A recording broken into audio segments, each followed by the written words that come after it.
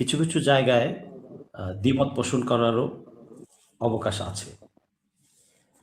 প্রথম কথা হচ্ছে যে ডক্টর ইউনূস সাহেব প্রথম রাত্রেই বিড়াল মারতে পারেন নাই, যে কারণে পুরো জাতি এখন বিভিন্ন পর্যায়ে বিভিন্নভাবে বিভিন্ন দিনে এমনকি প্রতিদিনেই সাফার করছে।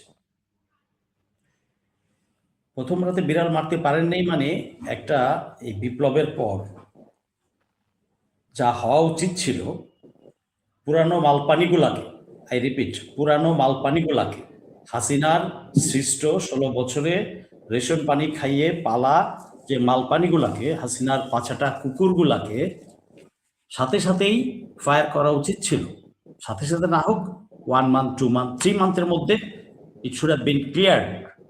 You see, he has not done that.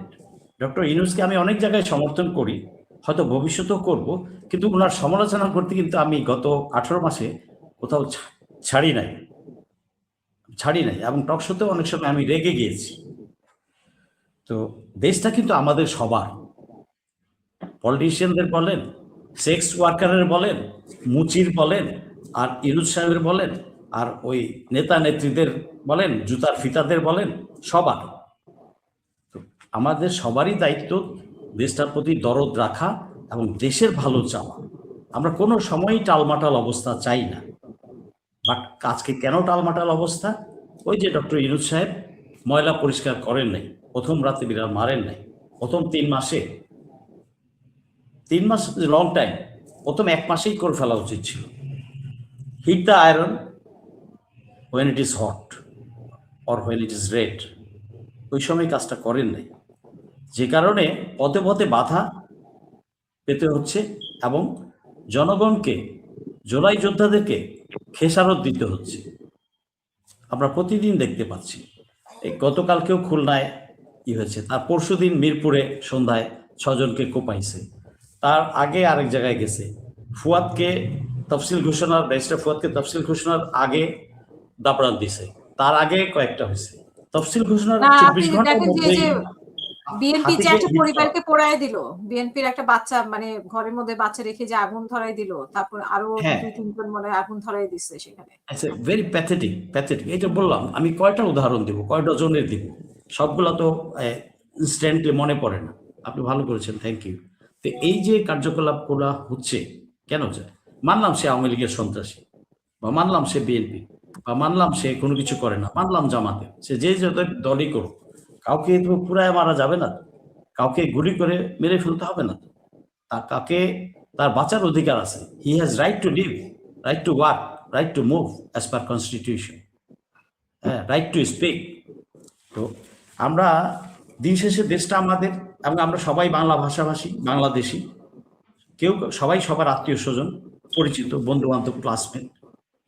তো কেন আমাদের ভিতরে এত হিচ থাকবে? কেন এত হিংস্র হয়ে উঠবো আমরা? এটা তো কাম্য না। এভাবে যদি রেষারেষি চলতে থাকে, দেশের জন্য একটা মঙ্গলময় না। তখন আমার আশেপাশের শত্রুরা চান্স নিবে, আর শত্রুদের কিছু দালাল তৈরি করা আছে, যারা জয়কার, বৈষ্ণব র এবং বর্গীর জ এদেশে আছে, প্রতিটা প্রতিষ্ঠানে আছে, প্রতিটা সেক্টরে আছে, পলিটিক্যাল পার্টিগুলোর মধ্যেও আছে, ইন্ডাস্ট্রিতেও আছে, সরকারেও আছে, আমার বাহিনীতেও আছে, সব জায়গায় আছে। জারদ সব জায়গায় আছে। যে নিজের বাবার সাথে, নিজের দেশের সাথে, যে বাড়ির সাথে বা নিজের সংসারের সাথে বেইমানি করে, ও জারদ সন্তান না হলে সে এরকম কাজ করার কথা না, বিশ্বাসঘাতক বেইমান। হবার ও যেটা বলেছেন যে গানম্যান দিবেন, গানম্যান তো দেন, 18 কোটি লোক, 18 কোটি গানম্যান দেন না, 18 কোটি গানম্যান দেন, দেওয়ার ক্ষমতা আছে ওই নির্বাচন কমিশন। আন্দোলনের সমন্বয় সংসদ সদস্য প্রার্থী, মানে যারা প্রার্থী, তাদের জীবনের মূল্য আছে, বাকিদের জীবনের মূল্য কি হলো? হ্যাঁ, সেটা তো কথা। আপনি ক্যান্ডিডেটদের দিবেন, যারা নমিনেশন পাবে বা অ্যাপ্লাই করবে তাদের দিবেন। আমরা কি কোথাকার বালছাল? আমরা কি সব ভাইসা আসছি নাকি? আমরা কি ভেসে আসছি? তা আমাদের জীবনে দাম নাই? উনি বললেই হলো? এবারটা একে কি বলবো, কি উপাধি দিব? ও কি সরকারে খায়, মসজিদে ঘুমায়, আর রাত্রেবেলা চশমা লাগায় স্বপ্ন দেখে? নাকি আধ্যাত্মিক জ্ঞান পাইছে কোথাও থেকে যে উন্নত হবে পরিস্থিতি আস্তে আস্তে? ট্রেন্ড বুঝতে পারে না। উনি এই দেশের নাগরিক না, এই দেশের বেতন ভাতা খায় নাই জনগণের ট্যাক্সের পয়সায়, এই দেশের কালচারটা উনি জানে না, গত 54 বছরের ইতিহাস উনি দেখে নাই, ওনার কি বয়স হয় নাই? ওনার তো টপ টু বটম সবই পেকে গেছে, নাকি মিথ্যা বলার জন্য বলতেছে? তো চাটুকারিতা ছাড়ুক, উনি কি মানুষ কি না?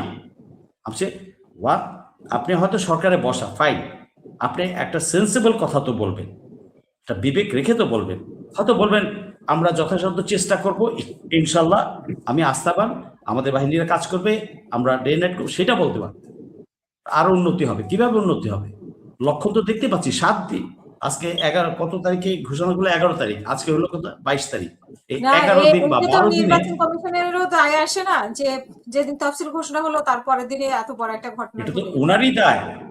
যেদিন থেকে নির্বাচন কমিশন তফসিল ঘোষণা করলো তারপর দিন থেকে উনি কি নিরাপত্তা সিকিউরিটি মিটিং করেছেন সিকিউরিটি এলিমেন্টসকে নিয়ে? আমি জানি না, এটা তো করার কথা সব বাহিনীকে নিয়ে, বিজিবি, পুলিশ, আর্মি, যারা যারা সিকিউরিটি ফোর্স হিসেবে কাজ করবে মাঠে, সবাইকে নিয়ে, সব দলের সব বাহিনীর প্রতিনিধি নিয়ে উনি কি হাই লেভেল মিটিং করেছেন? করেন নাই। এখন আমার জানা মতো এখনো করেন নাই। আচ্ছা, তারপরে আইন শৃঙ্খলা তার আন্ডারে চলে আসে, তো উনি কিভাবে এখন কিভাবে নির্বাচন কমিশন তো এর দায় এড়াতে পারবে না? এই যে খুনগুলা হচ্ছে, এই যে আহত হচ্ছে, এই যে রাহাজানি হচ্ছে, এটা দায় নির্বাচন কমিশন তো এড়াতে পারবে না। স্বরাষ্ট্রমন্ত্রী, স্বরাষ্ট্র উপদেষ্টাকে বকাবকি করি, সে আমারই বস ছিল, আমারই ডাইরেক্ট বস ছিল এফডিতে, আমি তার স্টাফ অফিসার ছিলাম লেফটেন্যান্ট কর্নেল হিসেবে। তো আমি তাকে শ্রদ্ধা করি ব্যক্তিগতভাবে, সব ঠিক আছে, ভালো, ফাইন। আপনার সততা, আপনার ভালো মানুষই যদি জাতির কোনো কাজে না আসে, if you cannot give delivery, useless. আপনার যদি বোল্ড এনাফ অ্যান্ড কারেজ না হন, you are honest judge, but if you are not bold enough and courageous enough to deliver the judgment, useless judge.